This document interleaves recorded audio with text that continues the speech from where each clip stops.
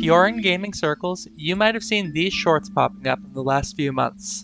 And if you're like me, you were immediately crushed to learn that these are AI slop and not a real game. But I really would love to play a game that looks like this and can exist outside of a 3-second YouTube short.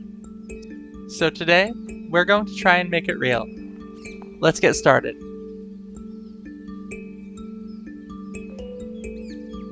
The defining features of these clips is that they look painted while behaving like a 3D environment. This is made possible by a fixed camera angle, which allows the background to stay mostly static and ethereal. It's also why many of these clips feature a doorway or a cave, but never show the player actually entering. The moment the doorway has to behave like a 3D object, the illusion will break entirely. Since our real game will have doors and a free camera, we need to find an alternate way to recreate that painted look. But I'm getting ahead of myself. Let's start by creating a scene in Unity. I'm going to use this slop clip as our reference because I like the colors and it should be pretty recreatable with pre-made assets. Let's try modeling an environment.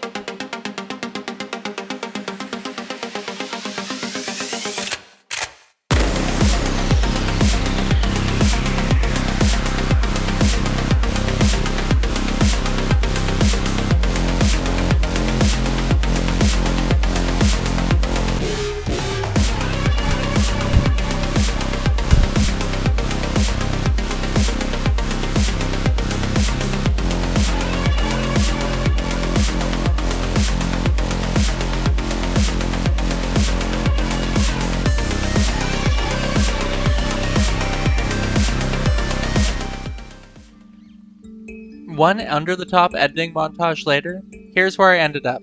It's not a one-to-one match with the reference because I'm not an environment artist, but that actually makes it a good canvas to test our VFX and see how far they can take this relatively bland scene. Right off the bat, there's something missing that makes the environment feel strange. Take a second and see if you can tell what's not there. If you guessed shadows, you'd be right. If you didn't, but you're watching alone, just pretend you did and nobody will ever know. Just by adding in some light and shadows, our environment suddenly gains depth and contrast. I then played with the light colors until I found something that looked pretty. There, that looks nice. I'm sure I won't change that again for the rest of the project. The foreground looks good, but the castle still feels a little too close for comfort. We can push it back by adding some fog to the scene. And that immediately threw off our color balance. Let's play with the skybox and ambient lighting a little to match ourselves back up. Okay, that's surely the last time we'll have to do that. Let's also make the player shorter because we stand a short king and it makes the environment feel bigger. There's only so much you can tell from a static shot, so let's wander around a little and see how it is.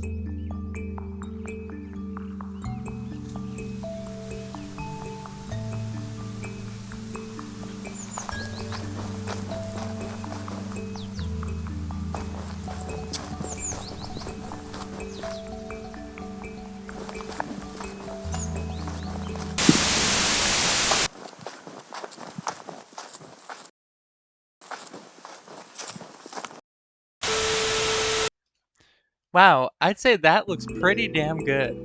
Let's compare with our reference side by side. Honestly, this looks great, especially the color palette. A few small differences we can see. Obviously the trees and rocks are a bit different, along with the skybox and castle, but we nailed the overall vibe. Let's make the flowers in ours a bit bigger, and I'm just realizing now that the original has grass along the fringes. Much better. It still feels like there's something missing on ours, but I just can't put my finger on it. Maybe someone could give me a hand? I just feel like I'm fumbling around looking for an answer. Okay, that's enough of that. You get the pointer. Don't worry, I've got this in hand. Let me just whip out my favorite 2D art software and show off my photorealism skills. How hard could a hand be to draw? It's just a ball with some sticks. Huh. This attempt actually turned out way better than I expected, but we can still do better. I tried cutting the hand straight out of the original clip and pasting it into my game, which actually looked great and was a completely valid solution, but then the intrusive thoughts took over. So I took like 20 pictures of my own hand trying to find the perfect pose, and settled on this classic. I cropped out the background in Paint, then brought it to Unity and smoothed out the detail in a failed attempt to make it a little less lifelike. Undeterred, I ported it back into Paint, cut the background again, and brought it back into Unity. My skin doesn't quite match the scene's palette, but I don't feel comfortable editing that. Anyway, here it is with a little animation that'll play when the character walks. It still looks pretty out of place, but I kind of prefer it because I made it by hand. And just like that, our environment really is done this time. We can keep changing the trees and rocks as much as we want, and as a matter of fact, I accidentally did do so off screen, but we're going to get diminishing returns editing this environment as is. So let's move on to our next step, post-processing.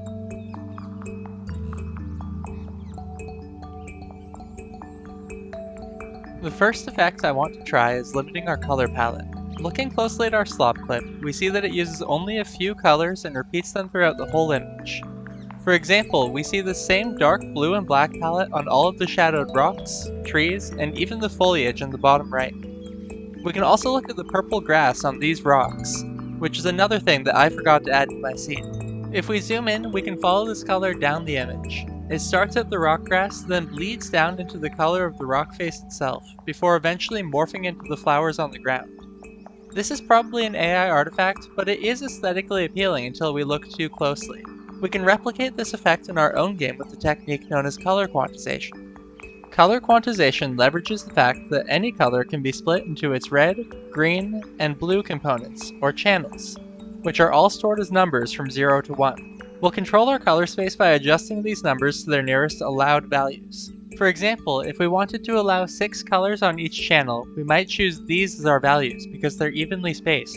We'll then round each channel to one of these values, resulting in our new RGB values, and recombine them, which gives us a similar but noticeably changed new color. We achieve this in Unity by first multiplying our channel value by our number of allowed colors minus 1. We round this number down and also grab its fractional component. If the fractional component is greater than 0.5, we'll add 1 to our rounded down number, effectively rounding it up. If you're wondering why we didn't just round normally, it'll become clear in a minute. For now, we'll finish our shader by dividing by the number of colors minus 1 to get back into the 0 to 1 range. To test that our shader is doing what we want, I made this color bar. When we turn on the filter, we immediately see the colors split off into quantized bands. I'm not sure why the bands are shaped the way they are, so if anyone does know, please let me know in the comments. We're currently clamping to 7 colors per channel.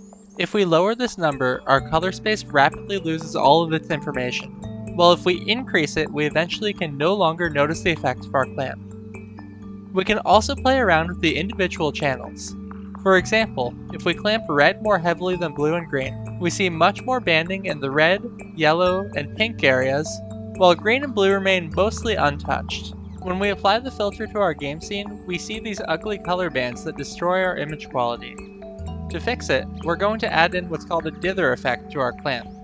Essentially, whereas before we rounded each point by checking whether its fractional component exceeded 0.5, we're now going to make our rounding threshold somewhat random. We'll get our random values by sampling a blue noise texture, a high-frequency noise pattern that sounds like this. My synesthetic friends assure me that tastes blue. The blue noise texture gives us a number between 0 and 1 for each pixel, which we'll use for our rounding instead of 0.5. This means that 2 pixels of the same color won't necessarily round the same way, which will break up the large unappealing blocks of monochrome that we had before. Trying it out in-game, we do see the color bands breaking up as we turn the dither up. However, if we turn it too high, we see this static effect over the screen as the blue noise pattern eventually becomes too strong. This is especially apparent when the game is running, since the noise is stationary relative to the screen. Clipping aside, this honestly looks pretty cool, but we're making high fantasy, not analog horror. We need to change our color clamp somehow so that we don't have to dither this intensely. The problem is that our clamp doesn't allow small variations in color, so it'll naturally destroy the detail on anything that isn't super colorful. There's no way to avoid this while restricting our palette. At least, not in the red, green, blue color space. RGB is easy to understand, but it's surprisingly difficult to work with, which makes it hard to control our palette with any precision. For example, let's say we wanted these 2 shades of orange for our palette. Perceptually, we could see that B is just a less colorful version of A, but how would we change RGB to get from A to B? A is a brighter orange, and we can see from its RGB values that it's mostly red. So maybe we remove some of that? Well, as it turns out, that increases green's proportional share of the pie, and turns our color a sickly greenish orangish pumpkin color. It turns out we actually want to leave R unchanged. We'll add 0.1 to G, and a whopping 0.21 to B. That's hard to intuit, and it's even harder to clamp. It would be nice if there was some way to change square A's shade of orange without having to guesstimate. Let's define a new color channel, which we'll call saturation. Saturation's whole job is to determine how colorful our square is. A saturation of 0 will be a lifeless, boring gray. On the other hand, a saturation of 1 will be a bright, vibrant orange. Wow, can't get more orange than that. Now we blend between the gray and orange, and use that to define every saturation value in between. It looks like square B lies at a saturation of about 0.6. Now consider square C. We can try, but no amount of saturation is ever going to make A and B that dark. We need a new value to make this happen. Let's call that value value. Value will determine how bright our color is allowed to be. A value of 0 will be black, while a value of 1 will be our maximally bright saturated color. We find square C around 0.483. Finally, let's talk about square D. I don't need to tell you that no amount of value in saturation will make A, B, and C blue. So we'll add in one more channel, hue. Hue determines the color of our squares if we set saturation and value to 1. We define a hue of 0 to be red. As the hue increases, our squares then turn orange, yellow, green, cyan, blue, pink, and finally back to red at a hue of 1. With hue, saturation, and value in our tool belt, we've now defined the HSV color space. With these we can finally... hold on a sec, I'm almost done here.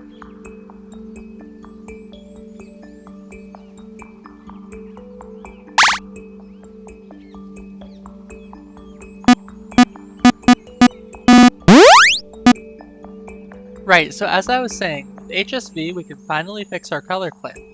We'll convert our colors to HSV with this code I found on Stack Exchange, and then clamp them using the exact same code as we used for RGB. If we apply this to our color bar, we see a big difference in the shape of the color bands. The number of vertical bands is controlled entirely by the hue, while the number of shades is controlled by our saturation and value. This gives us way more ability to restrict color without losing fine detail. We can introduce a little offset in order to shift our palette slightly as needed, and now we have full control over our image's colors. If we update the filter in our game scene, it looks mostly the same at first, and still looks flat after we turn down dither. However, it's now so much easier to tweak the channel clamps to get a stylized look more like what we want. I settled for 30 degrees of freedom for hue and 42 for value. For saturation, I only used 5. High flexibility for value and low flexibility for saturation means that we've got limited shades of each color but a lot of contrast between light and dark, which still limits our palette but destroys way less detail and looks painted. Also, just look how pretty this tree is. It's so freaking pretty. I wish the leaves were swaying with the wind. Hold on a sec.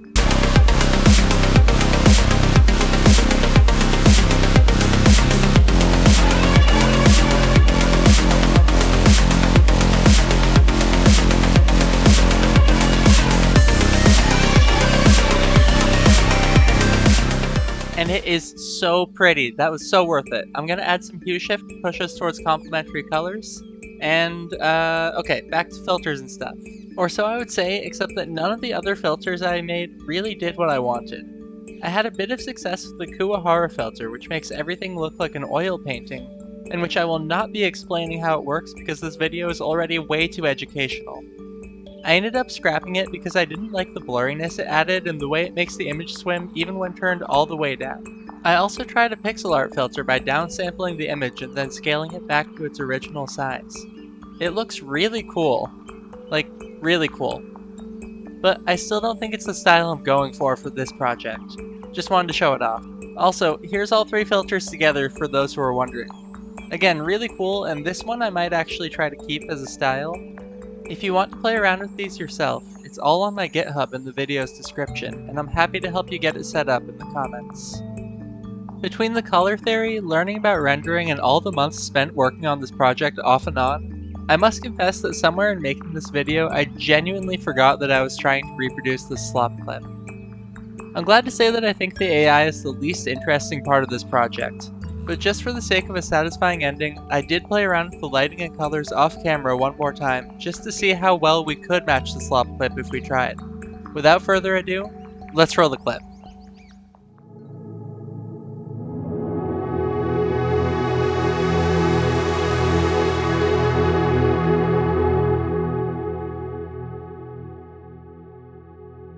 Ultimately, I'm going to call this one a partial success.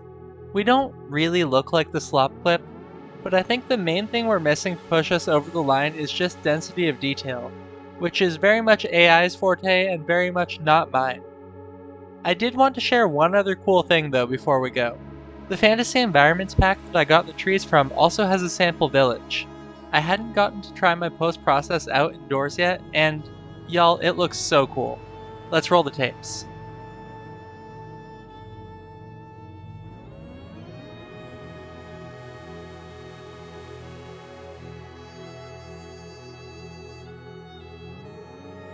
Thank you so much for watching.